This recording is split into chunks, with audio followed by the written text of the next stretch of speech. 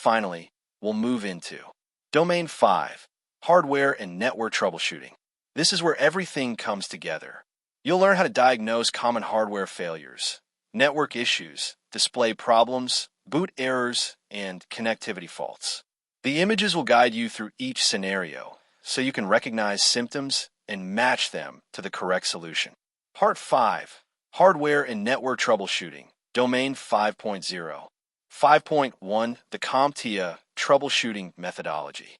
You must execute these 6 core steps in this exact technical sequence to solve any exam scenario. 1. Identify the problem. Question the user, identify system symptoms, duplicate the issue if possible, and ask about recent software or hardware changes. Always perform a system backup before modifying any configurations. 2. Establish a theory of probable cause. Question the obvious. Brainstorm potential causes starting from simple issues before moving to complex hardware sources. 3. Test the theory to determine the cause. Run basic diagnostic checks to confirm or rule out your theory. If confirmed, move to the next step.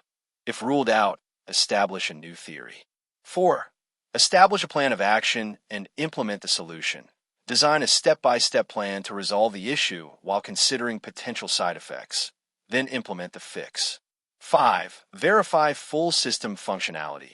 Ensure the entire system operates correctly. If applicable, implement preventive measures to stop the issue from happening again. 6. Document findings, actions, and outcomes. Log all data, fixes, and results in the central ticketing system for future reference. 5.2, Troubleshooting motherboard, CPU, RAM, and power. Post-failure diagnostics. When a system fails the power-on self-test, the motherboard sounds audible beep codes or displays codes on a physical postcard to identify failed core components like bad RAM or missing video cards. System crashes, blue screen of death, BSOD in Windows, or the spinning pinwheel, Mac OS, are typically caused by hardware driver failures, faulty memory modules, or corrupted system files. Thermal overheating. Abrupt system shutdowns under load indicate thermal issues. Check for dust buildup, broken cooling fans, incorrect thermal paste application, or loose heat sinks. Capacitor failure. Motherboard failures can be caused by bloated, leaking, or ruptured components known as distended capacitors, which require replacing the motherboard. Power isolation. If a system has no power, verify wall outlets, external switches, and the PSU voltage slider. Test internal power supplies using a known good PSU tester. 5.3, Troubleshooting storage systems. Mechanical drive errors. Loud clicking sounds indicate a physical failure of the hard drive's actuator arm or internal read/write heads. Power down the system immediately to protect data and replace the drive. Boot failures. Errors like operating system not found mean the BIOS/UEFI cannot find a bootable partition on the configured drives. Check the boot order priority settings inside firmware menus or inspect drive cable connections. RAID issues. In a RAID 0 array, losing a single drive destroys the entire volume, making data recovery impossible. In RAID 1 or RAID 5 arrays, a flashing amber status LED indicates a drive failure. The array stays online in a degraded state and requires replacing the failed drive to trigger an automatic volume rebuild. 5.4, Troubleshooting display issues. Image distortion and artifacts.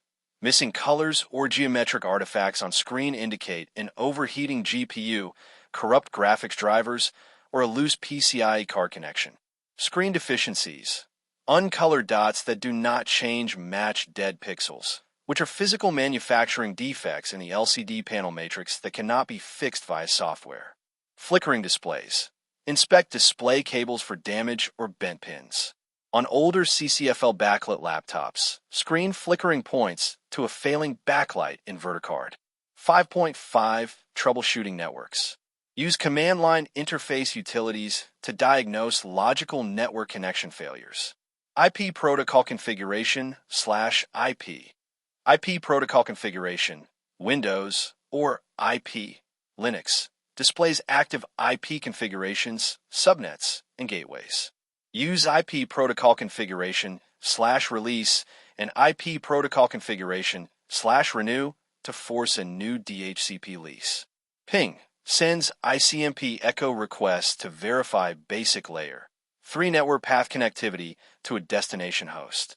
Tracert/traceroute, Tracert, Windows, or traceroute, Linux, tracks the hop-by-hop layer 3 route path packets take to a target destination, showing which router interface drops traffic. And Slookup queries DNS servers to resolve host names to IP addresses, verifying functional name resolution. Netstat displays active network connections, open listening ports, and protocol statistics on the local host. Hardware diagnostic tools. A cable tester verifies physical wire continuity and pin mappings inside a patch cable to find opens or shorts. A toner probe traces unlabeled cable runs hidden behind walls or in patch panels by injecting an analog audio signal onto the wire pair. A loopback plug redirects outbound signals back into the same input port to test if a physical network card interface is functioning. 5.6 Troubleshooting mobile devices. Power draw. Rapid battery drain is caused by background apps, aged batteries near their cycle limit, or constant cellular network scanning in low-signal areas. Thermal management. To fix overheating mobile units, close resource-heavy apps, remove insulating protective cases, and keep the device out of direct sunlight. System freezes. Fix frozen touchscreens or unresponsive systems by executing a hardware reset using specific physical button combinations to force a restart. 5.7 Troubleshooting printers. Paper jams. Clear stuck paper paths carefully along the natural feed direction to avoid tearing paper fragments or damaging internal pickup rollers. Clean or replace smooth, worn pickup rollers. Laser deficiencies. Light, repeating duplicate image shadows down a printed page indicate ghost images. This occurs when the cleaning blade fails to scrape away residual toner or the erase lamp fails to clear the drum. Streaking or vertical lines indicate a scratched photosensitive drum. Inkjet and spooler errors. Faded text on inkjet prints indicates clogged printhead nozzles, which require running an automated nozzle cleaning cycle. If print jobs stall in Windows, open the Services snap-in, services.msc, stop the print spooler service, delete the pending spool files from the system directory, and restart the service. Domain 5.0 Mini Summary. Always follow the 6 troubleshooting steps in order, starting with identifying the problem and ending with documenting findings. Audible beep codes during startup allow troubleshooting a system when it cannot complete the post-process. Use traceroute to pinpoint which specific router hop along a network path is dropping packet traffic. Ghost images on laser printouts indicate a failure in either the drum cleaning blade or the erase lamp assembly. Before we continue to Domain 6, let's do a review of what we just covered in Domain 5 with a short quiz. Question 1. In the CompTIA A style troubleshooting process, what should you do first? A. Reinstall the operating system immediately. B. Gather information and identify the problem's symptoms. C. Replace multiple parts at once. D. Disable all security features. Correct answer. B. Gather information and identify the problem's symptoms. Explanation. You start by collecting details, what's happening, when it started, error messages, to guide next steps. Question 2. Your laptop turns on, but the screen stays blank. What is the best immediate troubleshooting step? A. Replace the power supply right away. B. Check basic display outputs, e.g., brightness, external monitor test, correct input. C. Wipe the hard drive. D. Overclock the CPU. Correct answer. B. Check basic display outputs, e.g., brightness, external monitor test, correct input. Explanation. Verifying whether an external display works helps isolate whether it's a display panel issue versus system or video output. Question 3. A laptop frequently freezes under load. Which component is often investigated during troubleshooting of performance instability? A. RAM. B. Printer ink cartridge. C. Keyboard backlight film. D. Ethernet cable length only. Correct answer, A. RAM. Explanation. Faulty or failing RAM can cause crashes, freezes, and instability. Question 4. A user says files are missing or the computer won't boot properly. What should you prioritize for troubleshooting storage systems? A. Randomly moving cables while testing power states. B. Checking storage health/boot device and verifying whether drives are detected. C. Installing new printer drivers. D. Changing the Wi-Fi SSID. Correct answer, B.